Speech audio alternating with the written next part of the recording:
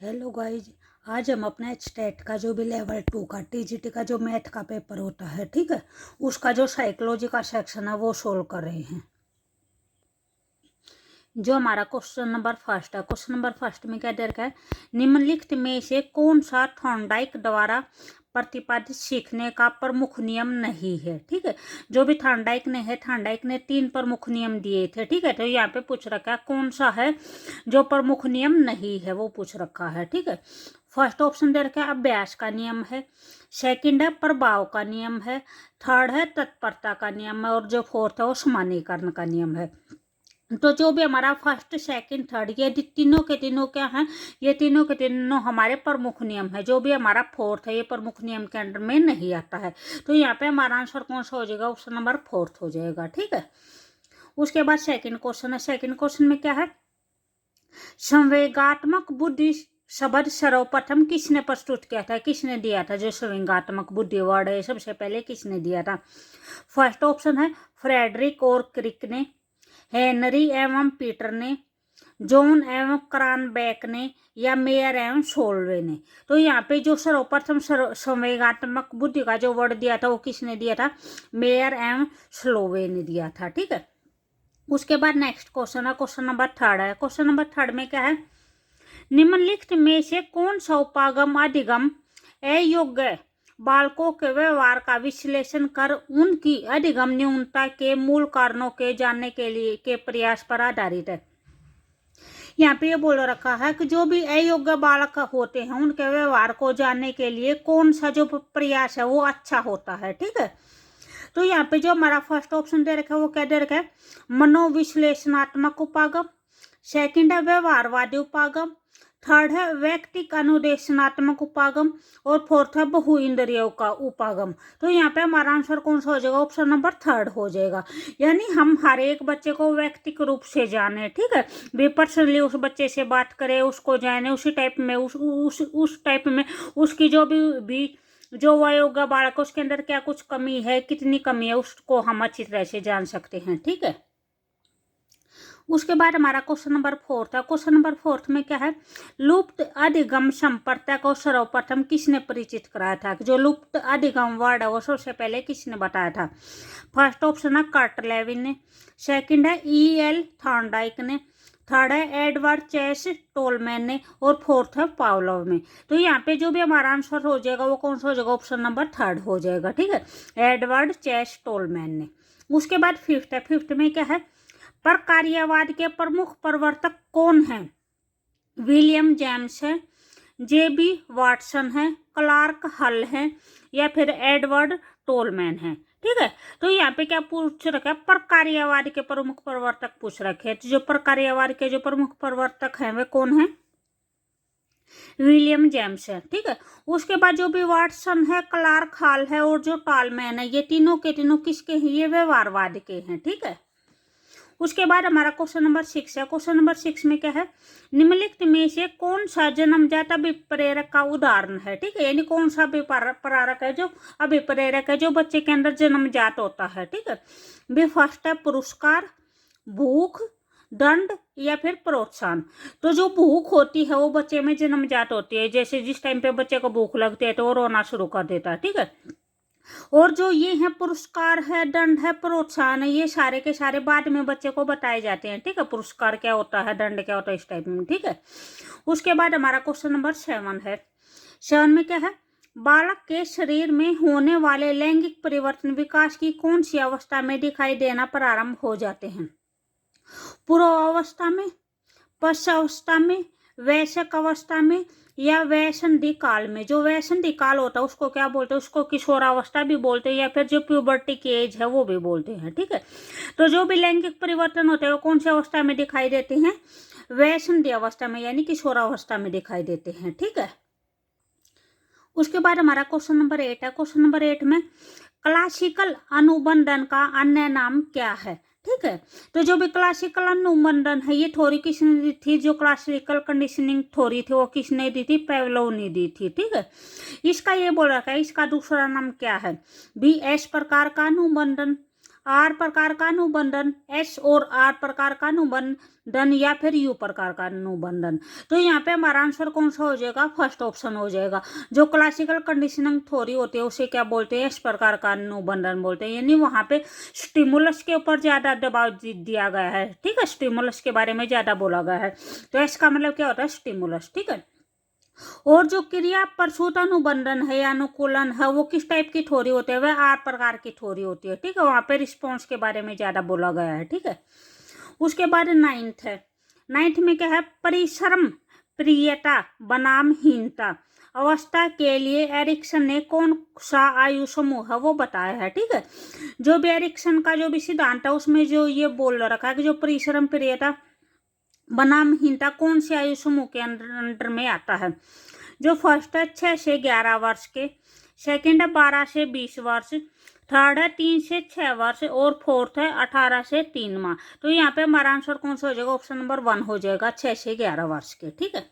उसके बाद 10 है। 10 में क्या है? निम्नलिखित में से कौन सा विकास का सही सिद्धांत नहीं है, ठीक है, नहीं पूछ रखा है। फर्स्ट है सात्यता का सिद्धांत, यानी जो वो कंटिन्यूटी का प्रिंसिपल बोल रखा है। जो सेकंड है व्यक्तिक भिन्नता का सिद्धांत है। थर्ड है पैटर्न की एक रूपता का सिद्धांत। और जो फोर्थ है विशिष्ट से समान प्रतिक्रियाओं की कार्यवाही का सिद्धांत, ठीक है। तो यहाँ पे जो भी हमारा आंसर होगा वो कौन सा हो जाएगा? ऑप्शन नंबर 4 हो जाएगा। यहाँ पे बोल रखा है विकास का कौन सा सिद्धांत नहीं है।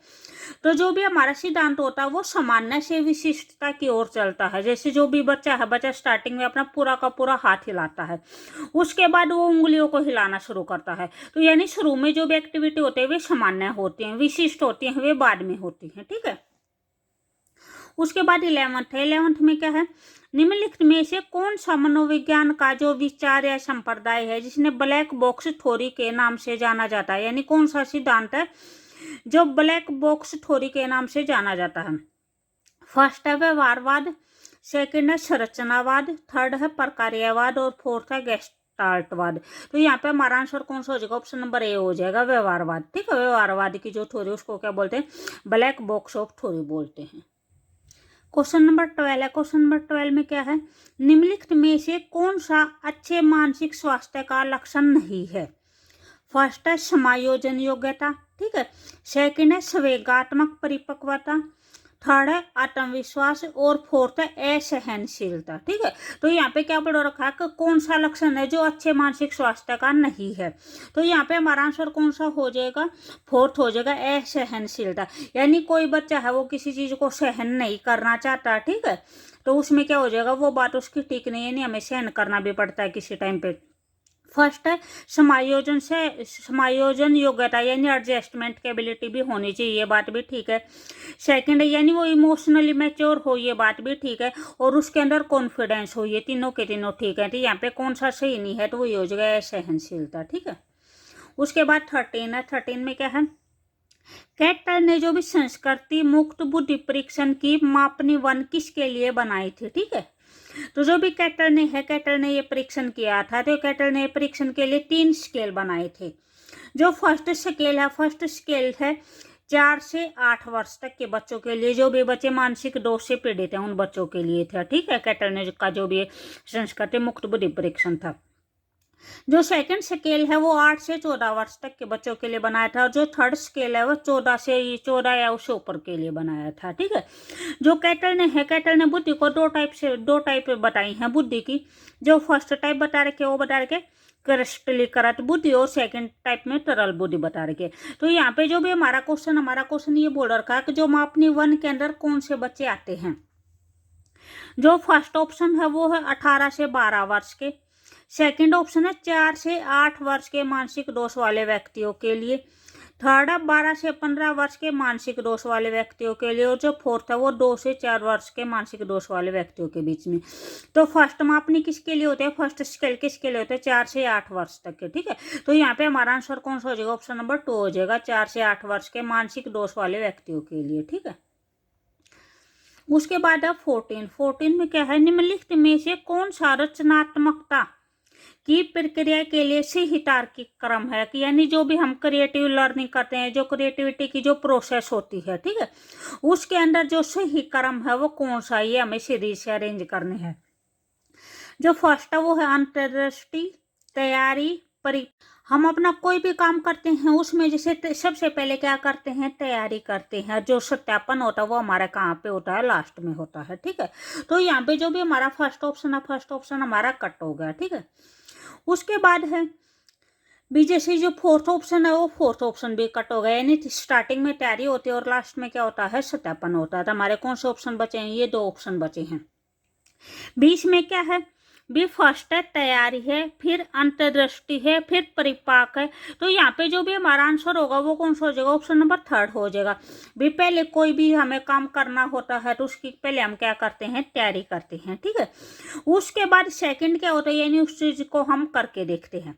भी फिर थर्ड क्या है, भी यानी उसको करके देखते हैं, अगर वो नहीं होता है तो फिर हम अपनी यानी उसमें और कोई दूसरे मेथड लगाने की सोचते हैं, उसके बारे में सोचते हैं, ठीक है। तो वो क्या होता है, वो अंतर्दृष्टि के अंदर आता है।